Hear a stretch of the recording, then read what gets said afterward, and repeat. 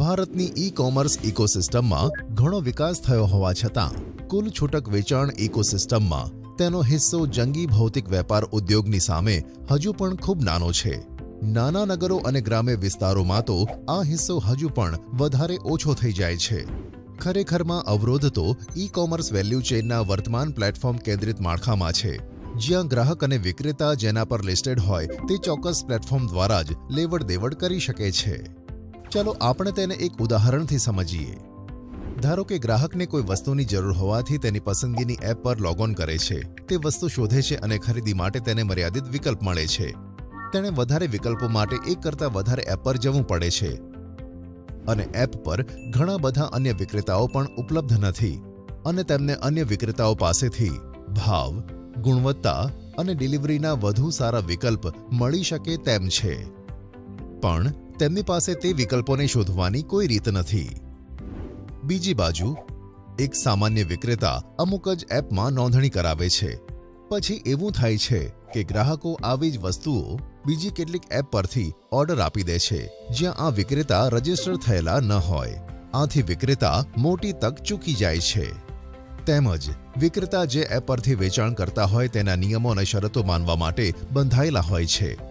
એક હકીકત એ પણ છે કે કોઈ પણ વિક્રેતા માટે પોતાનું પ્લેટફોર્મ બનાવવું શક્ય નથી હોતું, કારણ કે સમગ્ર ઈ-કોમર્સ વેલ્યુ ચેઇનની સ્થાપના કરવાનું કામ જટિલ અને મોંઘું છે. આથી લાખો ગ્રાહકો અને વિક્રેતાઓ હાલના ઈ-કોમર્સ મોડલ સાથે જોડાઈ શકતા નથી. ONDC એટલે કે open network for digital commerce એ ભારત સરકાર દ્વારા સમર્થિત પહેલ છે. તે નેટવર્ક આધારિત ઓપન પ્રોટોકોલ છે જે તમામ ગ્રાહકોને નેટવર્ક પર રહેલા તમામ વિક્રેતાઓ સાથે જોડીને ભારતમાં ઈ-કોમર્સ લેન્ડસ્કેપમાં પરિવર્તન લાવશે. ઇન્ટરઓપરેબલ પ્રોટોકોલથી આ શક્ય બનશે, જેનાથી ઈ-કોમર્સ વેલ્યુ ચેઇનના દ્વાર ખુલે છે. તેનાથી ગ્રાહક એક એપનો ઉપયોગ કરીને બીજી એપ પર રહેલા વિક્રેતા સાથે ટ્રાન્ઝેક્શન કરી શકશે, કારણ કે બંને એપ ONDC નેટવર્ક પર જોડાયેલી હોય છે. યુપીઆઈ જે રીતે ડિજિટલ પેમેન્ટ માટે કામ કરે છે તે રીતે જ ONDC પણ કામ કરે છે, જેમાં મોકલનાર અને મેળવનારના બેંક ખાતા અલગ હોઈ શકે છે અને બેંક પણ જુદી જુદી હોઈ શકે છે, પરંતુ તેમ છતાં તેઓ ટ્રાન્ઝેક્શન કરી શકે છે. તેવી જ રીતે ONDC પર ગ્રાહક અને વિક્રેતા અલગ એપ પર હોવા છતાં ટ્રાન્ઝેક્શન કરી શકે છે. ઈ-કોમર્સ ઉદ્યોગમાં હવે પછીની મોટી ક્રાંતિ લાવવા માટે ONDC તૈયાર કરાયું છે. સામાન્ય ગ્રાહકને ONDC થી કેવી રીતે ફાયદો થશે તેના વિશે ચાલો જાણીએ. ખરીદનાર વ્યક્તિ ચેટ વિજેટ, એપ, IVR સોલ્યુશન અથવા તો વેબસાઇટ એટલે કે કોઈપણ પ્રકારની એપ્લિકેશન દ્વારા જોડાઈને વસ્તુ સર્ચ કરી શકે છે. ONDC ગેટવે મલ્ટી ડોમેન રજિસ્ટ્રીની તપાસ કરે છે અને શોધવામાં આવેલી વસ્તુની શ્રેણી મુજબ મોટી સંખ્યામાં વિક્રેતાઓને મોકલશે. આ વિક્રેતાઓ નેટવર્કમાં સમાયેલી કોઈપણ એપ પર નોંધાયેલા હોઈ શકે છે. સર્ચનું પરિણામ ગ્રાહકને પસંદગી કરવા માટે ઘણા વિકલ્પ આપે છે. પછી ગ્રાહક તેને સૌથી વધારે ગમે તે વસ્તુ પસંદ કરશે. પછી તેને ડિલિવરીનો વિકલ્પ દેખાશે. ગેટવે તેમના લોકેશનની વિગત વિક્રેતાને તેમજ બંનેના સ્થળ પર સેવા પૂરી પાડતા હોય તેવા લોજિસ્ટિક પ્રદાતાને મોકલશે.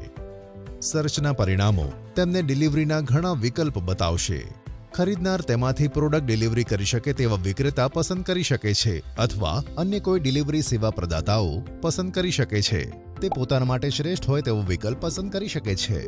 બાદમાં તે ચેકઆઉટ પેજ પર જાય છે અને પોતાની પસંદગીની પદ્ધતિથી પેમેન્ટ કરતા પહેલા વિગતની પુષ્ટિ કરશે. તે ટ્રાન્ઝેક્શન પૂરું કરે છે અને બંને પક્ષોને નાણાં મળી જાય છે. એકદમ સહેલું જ છે ને? ચાલો આપણે બીજું એક ઉદાહરણ જોઈએ જેમાં ગ્રાહકે એકથી વધુ પ્રોડક્ટ અને સેવાઓનો ઓર્ડર આપવાનો છે.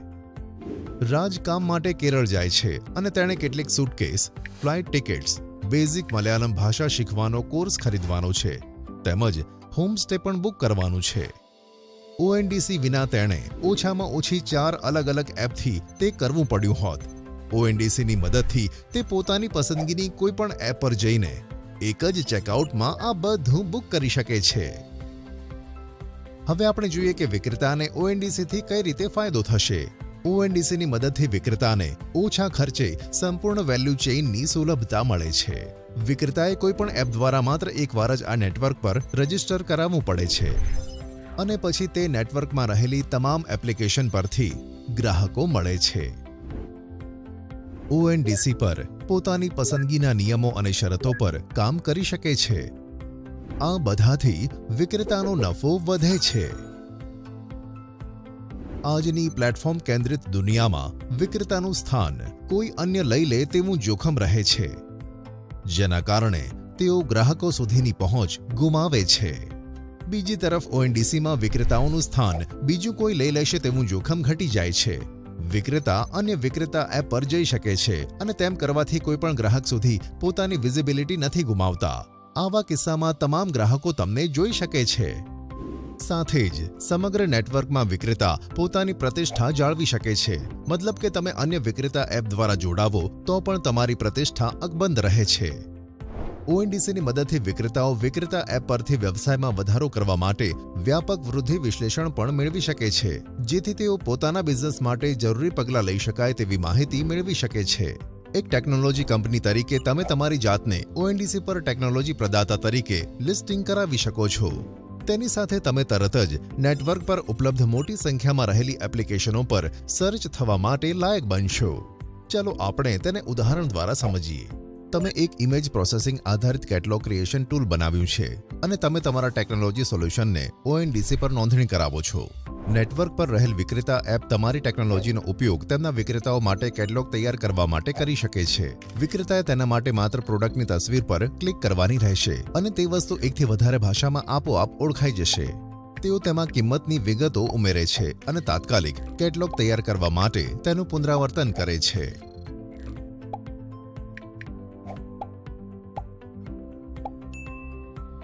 ટેકનોલોજી પ્રદાતા તરીકે આ તમને વિવિધ જોડાણ મોડેલો દ્વારા ત્વરિત નાણાં કમાવાની તકો આપે છે. શું આ તમારી બજાર સુધી પહોંચવાની વ્યૂહરચના વધારવા અને તમારા વ્યવસાયને ઓછા સમયમાં વ્યાપક બનાવવાની એક શક્તિશાળી રીત નથી? તો તમે ઓએનડીસી નેટવર્ક સાથે કેવી રીતે જોડાશો? એક ઈ-કોમર્સ પ્લેયર તરીકે તમે નેટવર્કમાં એક અથવા વધુ ભૂમિકા સ્વીકારી શકો છો અને તેની સતત વધતી પહોંચના ફાયદા મેળવી શકો છો. તમે ખરીદનાર એપ્લિકેશન તરીકે જોડાઈ શકો છો અને ઓએનડીસી નેટવર્ક પર કોઈપણ વિક્રેતા પાસેથી ખરીદી કરવા માટે તમારી એપ્લિકેશનનો ઉપયોગ કરવા માટે તમારો ગ્રાહક બેઝ મેળવી શકો છો. તમે વિક્રેતા એપ્લિકેશન તરીકે જોડાઓ અને નેટવર્ક પર પહેલાથી જ રહેલા મોટા ગ્રાહક બેઝ સાથે તમારા વેપારી અને વિક્રેતા એક્સેસ મેળવી શકો છો. તમે ગેટવે તરીકે પણ જોડાઈ શકો છો અને ચોક્કસ ડોમેન અથવા લોકેશન પર ગ્રાહક એપ્લિકેશનો પાસેથી આવતી સર્ચ ક્વેરીઝને વિક્રેતા એપને બતાવી શકો છો. અથવા તો તમે ટેકનોલોજી પ્રદાતા તરીકે જોડાઈ શકો છો અને તમારી ટેકનોલોજીનો ઉપયોગ કરતા હોય તેવા મોટી સંખ્યામાં ઈ-કોમર્સ ખેલાડીઓ માટે ઝડપથી સુગમ બની શકો છો. ઓએનડીસી ભારત સરકારના વેપાર અને વાણિજ્ય મંત્રાલયના DPIIT દ્વારા શરૂ કરાયેલી પહેલ છે. આ નેટવર્કનું સંચાલન બિન નફાકારક કંપની તરીકે થાય છે. તે રાષ્ટ્રીય પ્રતિષ્ઠાની સંસ્થાઓનું સમર્થન ધરાવે છે. દિગ્ગજોની સલાહકાર પરિષદ આ પહેલને માર્ગદર્શન આપે છે. ઓએનડીસી વાસ્તવમાં મેડ ઇન ઇન્ડિયા ડિજિટલ ક્રાંતિ છે અને અનુભવી ટીમ તેનું નેતૃત્વ સંભાળે છે. ઓએનડીસી વિશે વધારે માહિતી મેળવવા માટે અમારી વેબસાઇટ પર લોગ ઓન થાઓ અથવા તો અમારા ઈમેલ દ્વારા અમારો સંપર્ક કરો.